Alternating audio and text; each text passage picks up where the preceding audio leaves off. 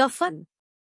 झोंपड़े के द्वार पर बाप और बेटा दोनों एक बुझे हुए अलाव के सामने चुपचाप बैठे हुए थे और अंदर बेटे की जवान बीबी बुधिया प्रसववेदना में पछाड़ खा रही थी। रह रह कर उसके मुंह से ऐसी दिल हिला देने वाली आवाज निकलती थी कि दोनों कलेजा थाम लेते थे। जाड़ों की रात थी, प्रकृति सन्नाटे में डूबी हुई, सारा गांव अंधकार में लय हो गया था। घीसू ने कहा, मालूम होता है बचेगी नहीं। सारा दिन दौड़ते हो गया, जा देख तो आ। माधव चिढ़कर बोला, मरना ही है तो जल्दी मर क्यों नहीं जाती? देख कर क्या करूं? तू बड़ा बेदर्द है बे। साल भर जिसके साथ सुखचैन से रहा, उसी के साथ इतनी बेवफाई। तो मुझसे तो उसका तड़पना और हाथ पांव पटकना नहीं देखा जाता। चमारों का कुनबा था और सारे गांव में बदनाम। घीसू एक दिन काम करता तो 3 दिन आराम करता। माधव इतना कामचोर था कि आध घंटे काम करता तो घंटे भर चिलम पीता। इसलिए उन्हें कहीं मजदूरी नहीं मिलती थी। घर में मुट्ठी भर भी अनाज मौजूद हो तो उनके लिए काम करने की कसम थी। जब 2-4 फाके हो जाते तो घीसू पेड़ पर चढ़कर लकड़ियां तोड़ लाता और माधव बाजार से बेच लाता और जब तक वह पैसे रहते दोनों इधर-उधर मारे मारे फिरते।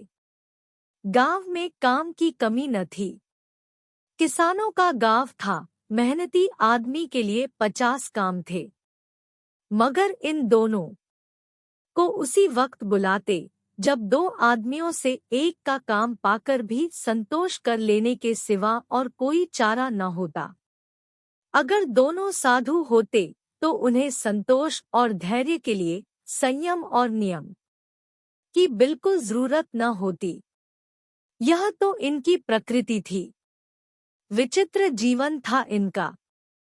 घर में मिट्टी के 2-4 बर्तन के सिवा कोई संपत्ति नहीं। फटे चीथड़ों से अपनी नग्नता को ढाके हुए जिए जाते थे।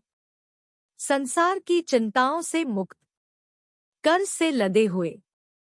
गालियां भी खाते, मार भी खाते, मगर कोई गम नहीं।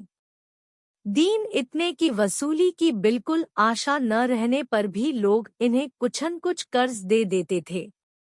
मटर, आलू की फसल में दूसरों के खेतों से मटर या आलू उखाड़ लाते और भून भान कर खा लेते या 10-5 ऊख उखाड़ लाते और रात को चूसते।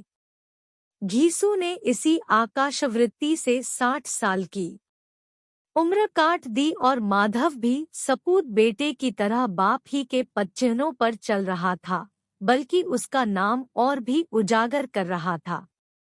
इस वक्त भी दोनों अलाव के सामने बैठकर आलू भून रहे थे, जो कि किसी खेत से खोद लाए थे। घीसू की स्त्री का तो बहुत दिन हुए देहांत हो गया था। माधव का ब्याह पिछले साल हुआ था। जब से यह औरत आई थी, उसने इस खानदान में व्यवस्था की नींव डाली थी और इन दोनों बेगैरतों का दोस्त भरती रहती थी। जब से वह आई, यह दोनों और भी आलसी और आरा मतलब हो गए थे, बल्कि कुछ अकड़ने भी लगे थे। कोई कार्य करने को बुलाता तो निर्ब्याज भाव से दुगुनी मजदूरी मांगते। वही औरत आज प्रसव वेदना से मर रही थी और यह दोनों इसी इंतजार में थे कि वह मर जाए तो आराम से सोए। घीसू ने आलू निकालकर छीलते हुए कहा, जाकर देख तो क्या दशा है उसकी। चुड़ैल का फिसाद होगा और क्या। यहाँ तो ओझा भी 1 रुपया मांगता है। माधव को भय था कि वह कोठरी में गया तो घीसू आलूओं का बड़ा भाग साफ कर देगा। बोला, मुझे वहां जाते डर लगता है। डर किस बात का है, मैं तो यहाँ हूँ ही। तो तुम ही जाकर देखो ना। मेरी औरत जब मरी थी तो मैं 3 दिन तक उसके पास से हिला तक नहीं था। और फिर मुझसे लजाएगी कि नहीं। जिसका कभी मुंह नहीं देखा, आज उसका उघड़ा हुआ बदन देखो। उसे तन की सुध भी तो न होगी। मुझे देख लेगी तो खुलकर हाथ पांव भी न पटक सकेगी। मैं सोचता हूँ कोई बाल बच्चा हो गया तो क्या होगा। सौंठ, गुड़, तेल कुछ भी तो नहीं है घर में। सब कुछ आ जाएगा, भगवान दे तो। जो लोग अभी एक पैसा नहीं दे रहे हैं, वे ही कल बुलाकर रुपए देंगे। मेरे 9 लड़के हुए, घर में कभी कुछ न था, मगर भगवान ने किसी न किसी तरह बेड़ा पार ही लगाया।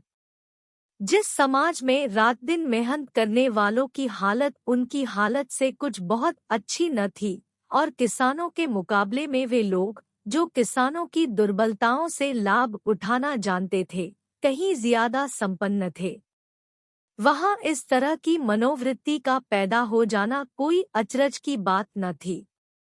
हम तो कहेंगे घीसू किसानों से कहीं ज्यादा विचारवान था और किसानों के विचार शून्य समूह में शामिल होने के बदले बैठकबाजों की कुत्सित मंडली में जा मिला था।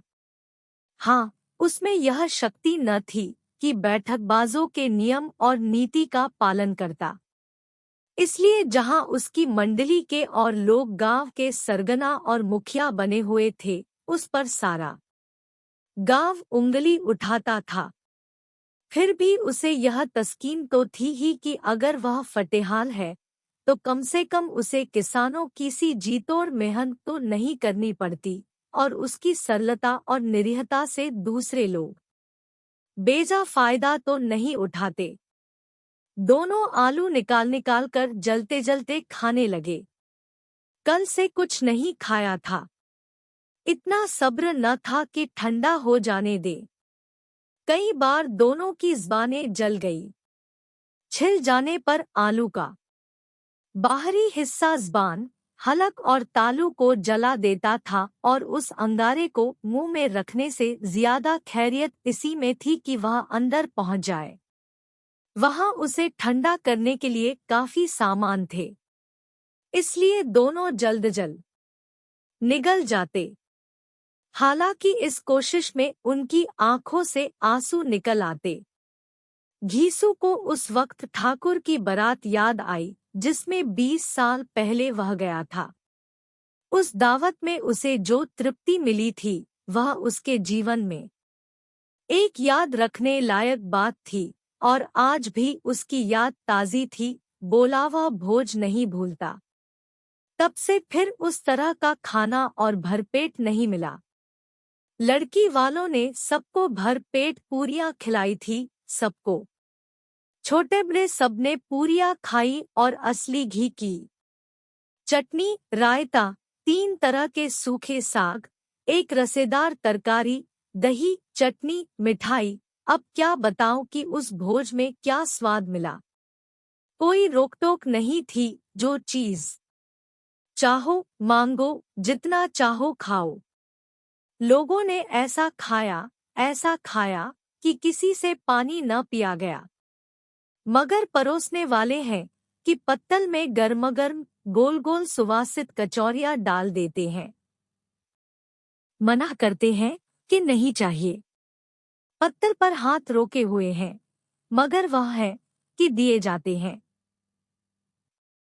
और जब सबने मुंह धो लिया, तो पान इलायची भी मिली। मगर मुझे पान लेने की कहाँ सुध थी। खड़ा हुआ न जाता था। चटपट जाकर अपने कंबल पर लेट गया। ऐसा दिलदरियाव था वह ठाकुर। माधव ने इन पदार्थों का मन ही मन मजा लेते हुए कहा, अब हमें कोई ऐसा भोज नहीं खिलाता। अब कोई क्या खिलाएगा। वह ज़माना दूसरा था। अब तो सबको किफायत सूझती है। शादी ब्याह में मत खर्च करो, क्रियाकर में मत खर्च करो। पूछो, गरीबों का माल बटोर बटोर कर कहाँ रखोगे। बटोरने में तो कमी नहीं है। हाँ, खर्च में किफायत सूझती है। तुमने एक 20 पूरियां खाई होंगी। 20 से ज्यादा खाई थी। मैं 50 खा जाता। 50 से कम मैंने न खाई होंगी। अच्छा पका था। तू तो मेरा आधा भी नहीं है। आलू खाकर दोनों ने पानी पिया और वहीं अलाव के सामने अपनी धोतियां ओढ़कर पाव पेट में डाले सो रहे, जैसे दो बड़े बड़े अजगर गेंडुलियां मारे पड़े हों। और बुधिया अभी तक कराह रही थी। 2 सवेरे माधव ने कोठरी में जाकर देखा तो उसकी स्त्री ठंडी हो गई थी। उसके मुंह पर मक्खियां भिनक रही थी। पथराई हुई आंखें ऊपर टंगी हुई थी। सारी देह धूल से लथपथ हो रही थी। उसके पेट में बच्चा मर गया था। माधव भागा हुआ घीसू के पास आया। फिर दोनों जोर जोर से हाय हाय करने और छाती पीटने लगे। पड़ोस वालों ने यह रोना धोना सुना तो दौड़े हुए आए और पुरानी मर्यादा के अनुसार इन अभागों को समझाने लगे, मगर ज्यादा रोने पीटने का अवसर न था।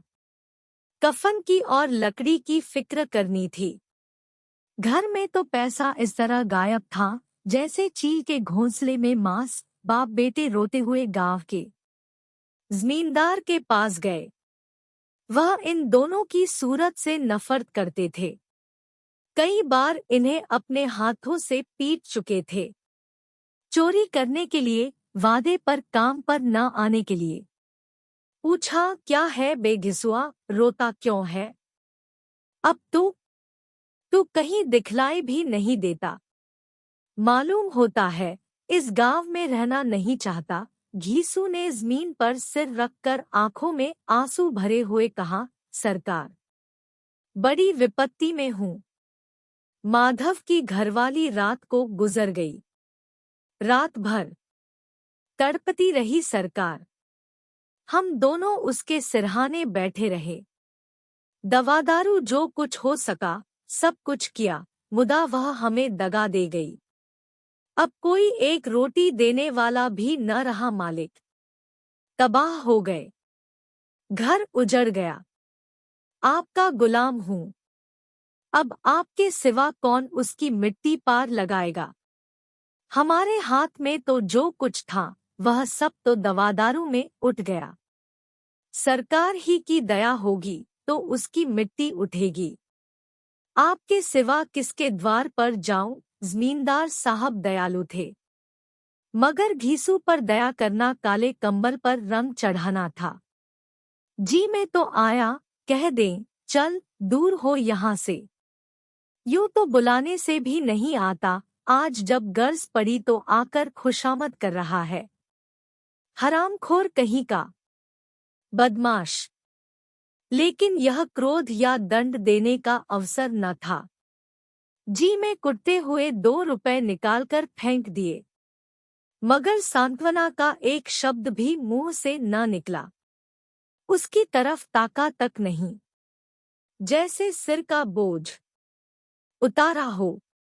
जब जमींदार साहब ने 2 रुपए दिए तो गांव के बनिए महाजनों को इनकार का साहस कैसे होता? घीसू जमींदार के नाम का ढिंढोरा भी पीटना खूब जानता था। किसी ने 2 आने दिए, किसी ने 4 आने। 1 घंटे में घीसू के पास 5 रुपए की अच्छी रकम जमा हो गई।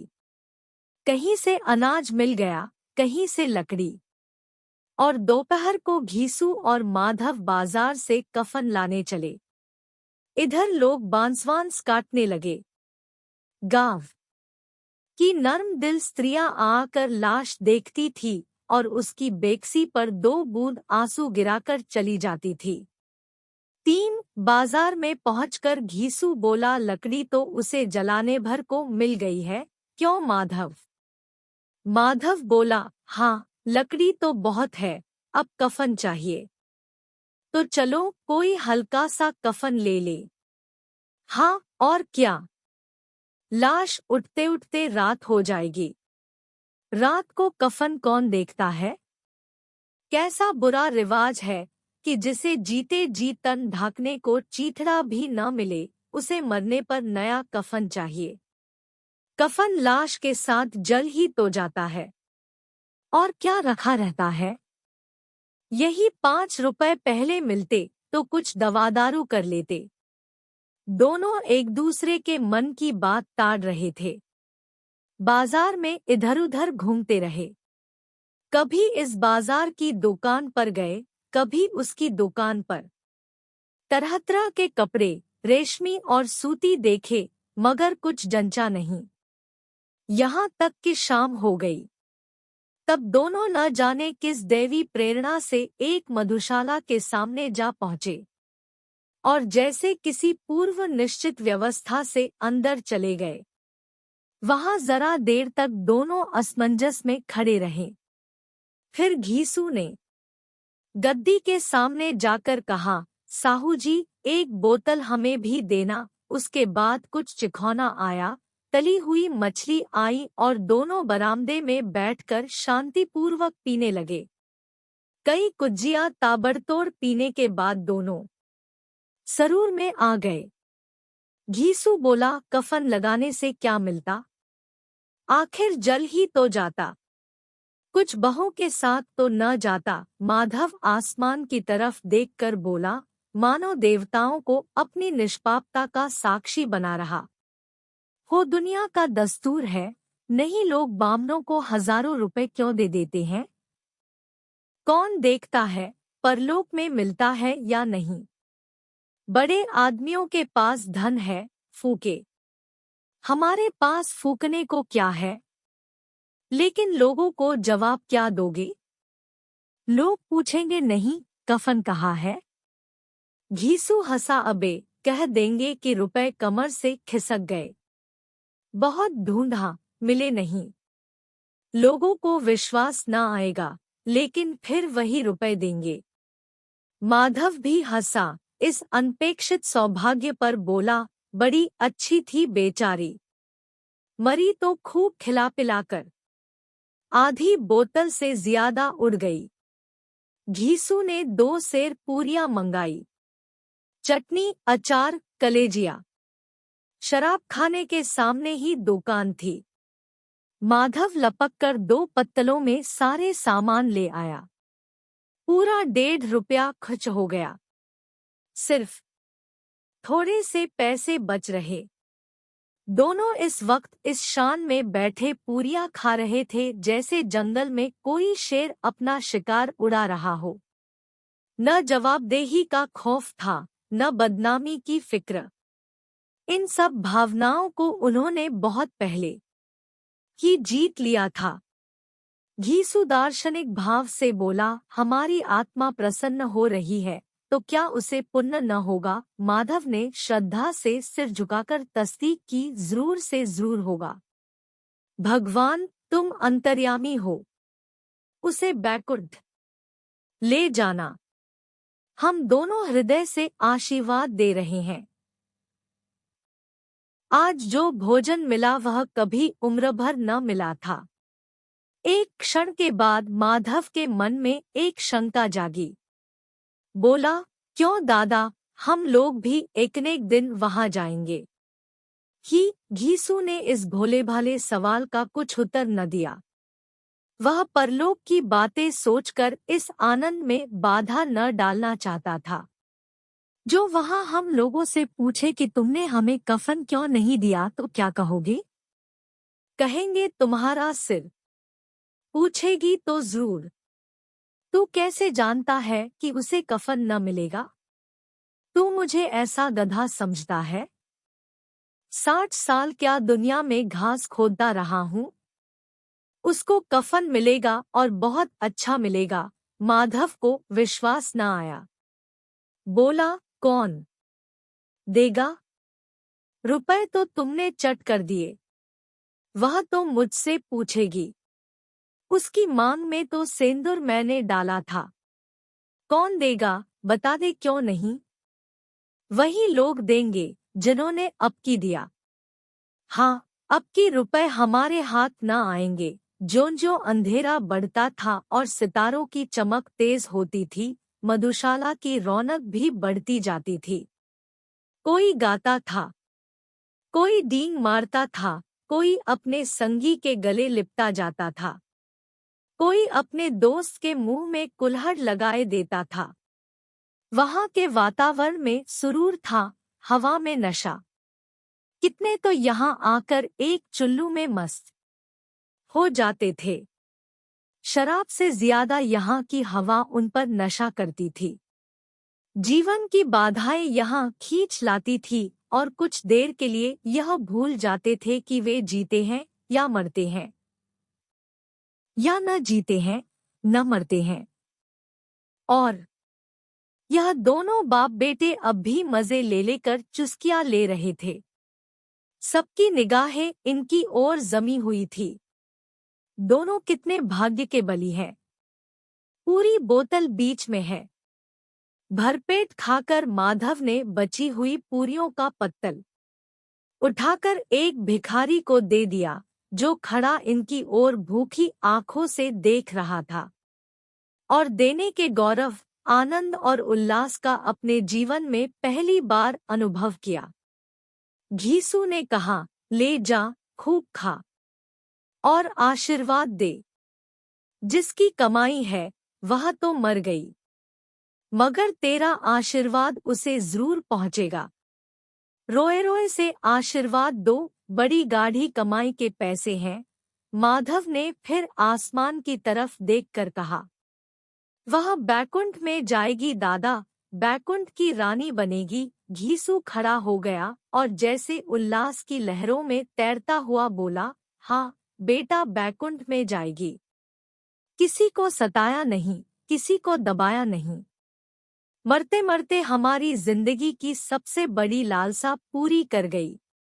वह न बैकुंठ जाएगी तो क्या ये मोटे मोटे लोग जाएंगे, जो गरीबों को दोनों हाथों से लूटते हैं और अपने पाप को धोने के लिए गंगा में नहाते हैं और मंदिरों में जल चढ़ाते हैं।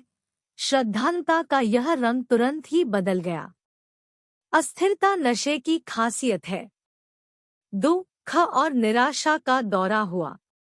माधव बोला, मगर दादा, बेचारी ने जिंदगी में बड़ा दुख भोगा।